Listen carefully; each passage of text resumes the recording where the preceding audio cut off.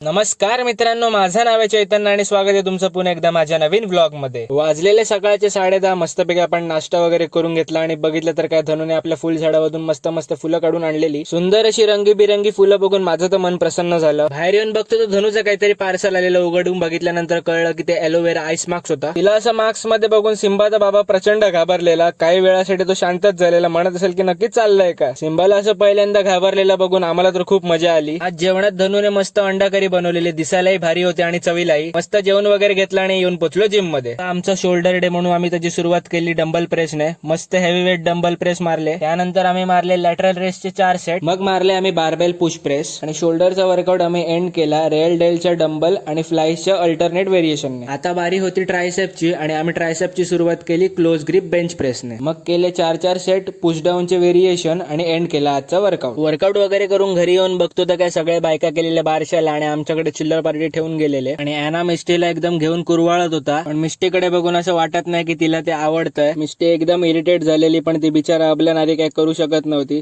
तात्या सोडा करत होती, पण ॲना काही सोडायचं नाव घेत नव्हतं. ॲनाचं मन भरेपर्यंत ॲनाने तिला चिवळला आणि मग दिलं सोडून. मिस्टी म्हणाली झाली बाबा सुटका एकदाची. So that's it for today. जर व्हिडिओ आवडला असेल तर व्हिडिओला नक्की लाईक करा, शेअर करा आणि सबस्क्राईब करा. थँक्यू.